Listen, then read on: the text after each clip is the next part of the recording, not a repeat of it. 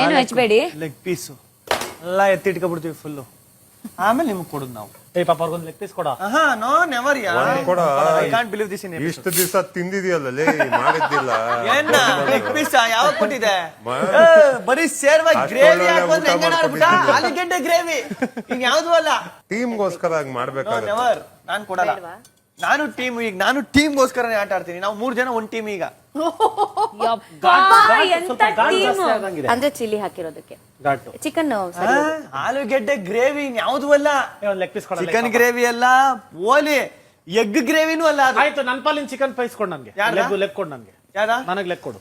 ಅದು ನಾನು ಡಿಸೈಡ್ ಮಾಡಕ್ಕಾಗಲ್ಲ, ನಾನೇ ಮಾಡ್ಬೇಕು. ಏನೇನು ಅದು ನಾನೇ ಡಿಸೈಡ್ ಮಾಡ್ಬೇಕು. ಕೊಟ್ರೆ ಏಟಾ ಸುಮ್ಮಿರಣ್ಣ ಮಣ್ಣಂಗ್ ಕೊಡದ್ ಬೇಡ, ನಂಗೆ ಹಳೆ ದ್ವೇಷ.